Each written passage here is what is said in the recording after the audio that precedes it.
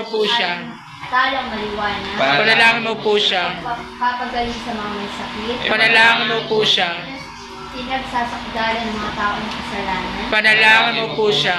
Din sa mga nagdadalang hati. Panalangin mo po siya. Po sa mga Kristiyano. Panalangin mo po siya. Panalangin mo po siya. Panalangin mo po siya. Panalangin mo po siya. Panalangin mo po siya. Panalangin mo po siya. Panalangin mo po siya. Panalangin mo po siya. Panalangin mo po siya. Panalangin mo po siya. Panalangin mo po siya. Kordero ng Diyos sa kawalan ng kasalanan sa libutan. Patawarin mo siya, Panginoon namin. Kordero ng Diyos sa kawalan ng kasalanan sa libutan. Papapakinggan mo siya, Panginoon namin. Kordero ng Diyos sa kawalan ng tinakpang langit. Maawa po kayo sa Kanya.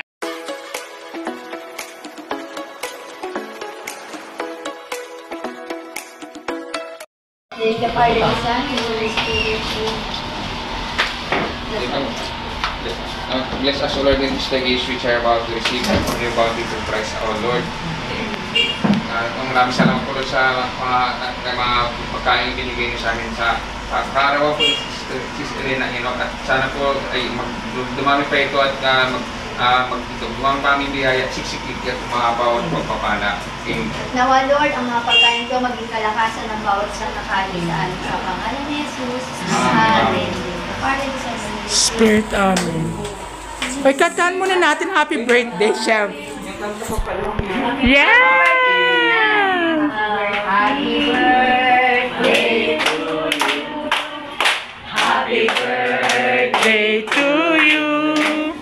Happy birthday, happy birthday, happy birthday to you. Sabay-sabay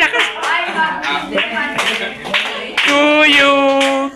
Happy birthday to you.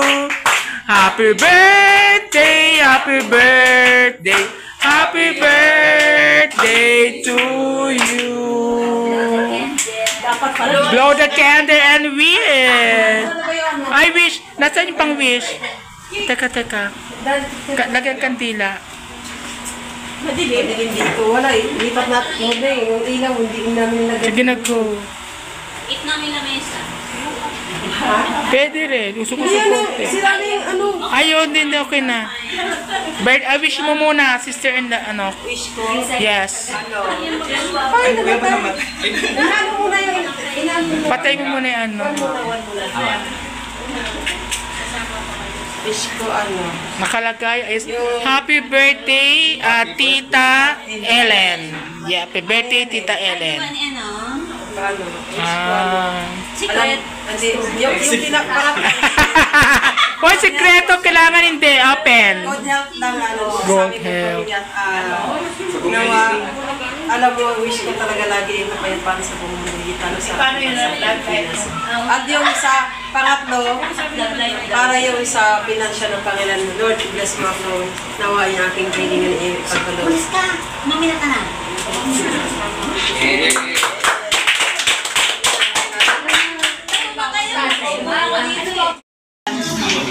Ay, gusto mo sa sotan ho.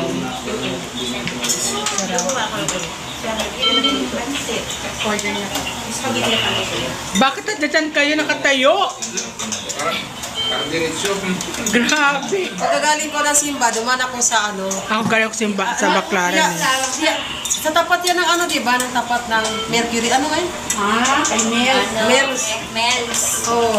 Ang tagal ko magpili kung Pancit Canton, ipalagi nilang. Sabi ko, Pancit Canton, sarap yun, diba? Masarap sa Alam mo yung sotang nakita ho. natin, nagbaba tayo. Ayun, naalala ko.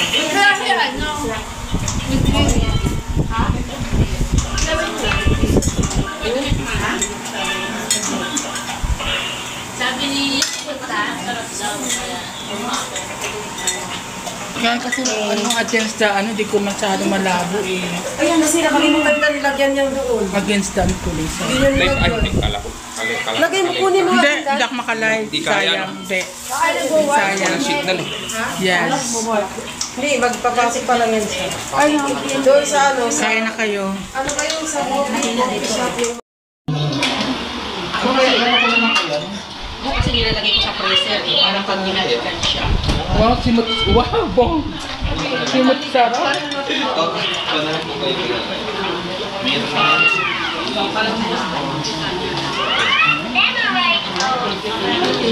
Kasi ano na rin ito eh. Ito. Aso. Mas nung ano. Ang aso.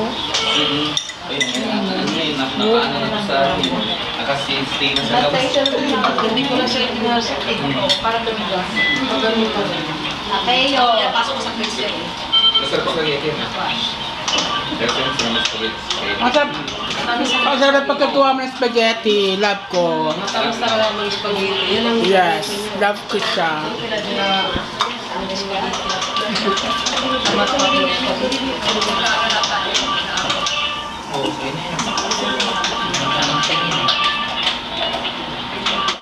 Ito sa mga malalayo, sila live, sila brother Tati, sister Del.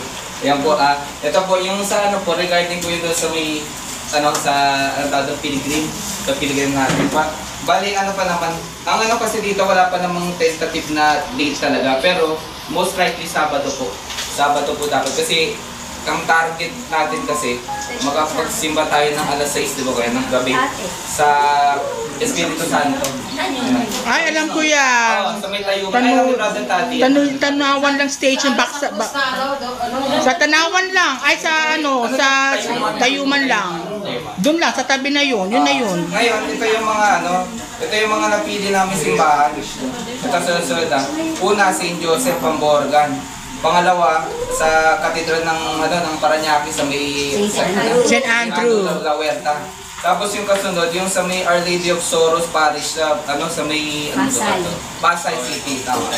Tapos Archdiocese of Saint of Nuestra Señora de Guia sa Ermita naman, Image del Pilar. Wala kasi yung sa Malati, gusto ko sa akin sa may Raso Diamond. Pero pinunta ko sila, hindi rin pala sila ng Jubilee kaya hindi kasama. Ngayon yung kasunod naman, itong yung siyempre Manila Cathedral. Tapos yung kasunod, National Shrine of St. Jude, alam niya naman St. Jude, di ba? Sa may yan, sa may Malacanang. Tapos yung kasunod nun, malapit din. San Agustin, malapit sa may katedra, sa tapos malapit naman din doon, si Michael Archangel. Ito yung maraming nagpapaano raw, yung nagpapakumpil. Yung marami, di ba yun yung inanin Father? O yun. Pagkatapos yung kasunod dito, yung Minor Basilica o San Sebastian. Yung bakal, di ba? Yung bakal ng simbahan. Tapos yung last nga, yung sa may Espiritu Santo. Yun. Tapos meron akong mga tentative na choices. Pero kasi ito yung medyo common na kasi. Tsaka medyo mahirap yung garahe, tsaka maraming tao. Ito yung Baclaran Church. Tapos yung, siyempre yung sa may Plaza Miranda, yung Black, tayo sa Black Nazarene, diba? Yapo Church. Tapos Basilica Minor de San Señora del Pilar. Yung ito, Santa Cruz Church. Medyo mahirap kasi garahe doon, diba? Tapos yung isa pa, siyempre yung sa South Moore ang layo, sa Isidro Labrador.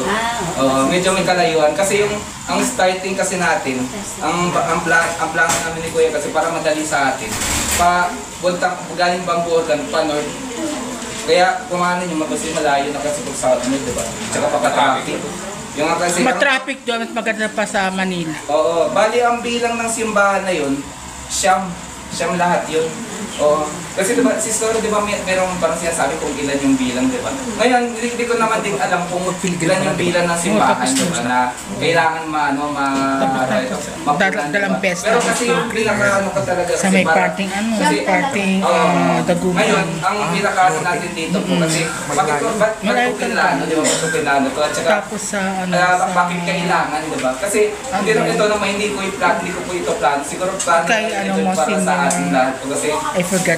alam niyo po ba Sa CBCP, dati nasa CBCP siya. Pero ngayon nandun siya ngayon. Kaya po dapat po talaga magampanan natin. Oo. Tapos meron sinasabi nila, yun na yung pag ginawa natin ito, yung pala meron tayong plenary indulgence. Ang ibig pala sabihin ng plenary indulgence, yung parang malilinis tayo sa kasalanan natin, yes. diba? Ngayon parang kumbaga lumalakbay tayo, pero hindi lang tayo siyempre nag-enjoy na magkakasama tayo, pero at the same time nalilinis tayo. Yes. Hindi lang sa mga kasalanan natin, pati yung mga kasalanan natin sa mga kaluluwa ng mga namatay na. Yun, kahit wala naman may kasalanan tayo sa atin. Siyempre ako may kasalanan sa magulang ko, pero parang sinasabi sa penalty daddy, malilinis din pala tayo doon, di ba? Kaya parang kumbaga ganun pala kahalaga yun, parang sabi ko, kung yung kasakitan dulot ng kasalanan, di ba? Hindi tayo gagaling din pala sa pamamagitan natin, di ba? Yun, pagkatapos yung ito pa yung mga additional na iniisip namin, di ba? Kasi yung plano talaga, yung ang assembly 6:30 AM. Siguro lang yan, parang kumbaga magkaroon na tayo ng set na time, di ba? Tapos yung sa lahat ng simbahan na yun, pag every hour yung in-schedule ko, hanggang 3 lang. Tapos lahat, di ba? Pero kung makapasila, tigi isang oras lang yun. Kuwari, pambuhat ka isang oras, di ba? Tapos si Andrew isang oras. Pero hindi kasi magkakaparehas yung distance, di ba? Kaya nagkaroon ng buffer na 3 to 6, di ba? Parang 3 hours din, di ba? Dahil kasi yung mas 6 o'clock PM. Tapos yung kagandahan pa kasi dito, yung 6 PM, di ba? Alam naman natin lahat, di ba? Ano siya, parang May mass. yung parang bukas na Anticipated. Anticipated. Kaya kung if ever na kunwari meron magbulilan, diba na kinabukasan, at least, kunwari, diba kasi syempre, tayo yung sa, yung revival, diba walang misa. At least ako pang misa na din, diba?